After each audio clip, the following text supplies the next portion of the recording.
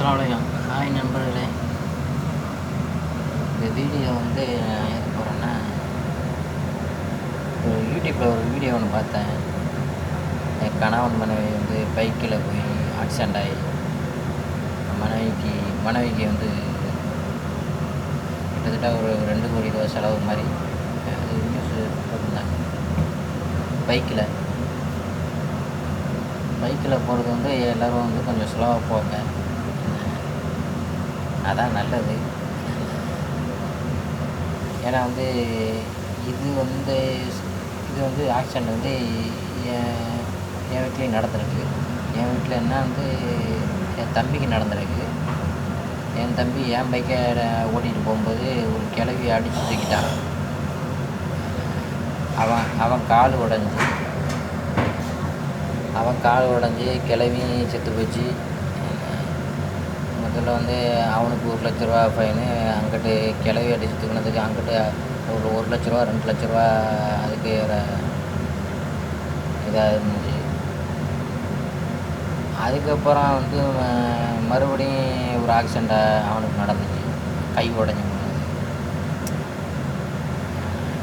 அதனால் வந்து கொஞ்சம் எல்லோரும் பைக்கு ஓட்டுறது வந்து கொஞ்சம் பார்த்து ஓட்டுங்க, ஸ்லோவாக ஓட்டுங்க. ஸ்பீடாக போய் ஒன்றும் நம்ம சாதிக்க போகிறது கிடையாது. எவ்வளோக்கு நம்ம ஜாக்கிரதையாக மெதுவாக போகிறோமோ அவ்வளோக்கு வந்து நல்லது. ஏன்னா வந்து நம்ம தனியாக போய் நம்ம ஆக்சிடெண்ட் ஆகினாலும் கொண்டாலும் வந்து அது ஒன்றும் பிரச்சனை இல்லை. அது வந்து ஆக்சிடெண்ட் ஆனாலும் அது நம்மளோட போயிடும். அப்படி இருந்தாலும் நமக்கு எதுவும் ஆகினாலும் அவங்க வந்து ஃபேமிலிக்கு தான் அது வந்து பிரச்சனை. ஃபேமிலி வச்சுட்டு போகும்போது அதுவும் ரொம்ப இதாகுது. இதில் வந்து ஏன்னா நானே வந்து பைக்கில் போயிருக்கும்போது வந்து எனக்கே வந்து 2 வண்டிக்கு அதுமாதிரி ஆயிருக்க வேண்டியது. ஆனால் தப்பிச்சிட்டேன்.